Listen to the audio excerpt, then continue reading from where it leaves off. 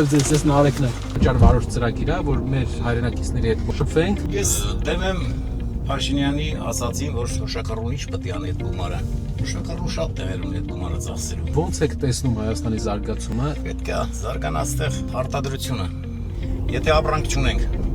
Այո, արտահանելու ինչ առևտրի մասին է խոսքը։ Հայաստանին պետք է արդյունաբերականացում։ Մենակ այդ պարագայում մենք կարողանանք դառնալ զարգացած երկիր։ Մարդիկ անեն այդ ամեն ինչը, որ արտադրեն, ունենանք։ Քիչ են անում։ Հայաստանում կան մարդիկ, ովքեր կարան իրավիճակը կարգավորեն։ Հիմա ոնց է Նիկոլը նստել է իր թիմակիցներին հավաքել իր կողը։ Ինչ ասի, մարդիկ անում են։ Դե վախենալով թե ինչ, բայց անում են։ Հիմա դες մի հատ email պետք է որ ժողովրդի մասին արդեն մտածի։ Երկնաձոր ենք գնացել։ Ասում ենք ձեր բերքում եք վաճառում, ասում են ոչ մեկին։ Ասում են գործարան ունեք, ասում են ունենք փակվել է, ասում են բա ինչ եք անում։ Ասում են տղա ջան, Ռուսաստան են գնում, փող են ուղարկում,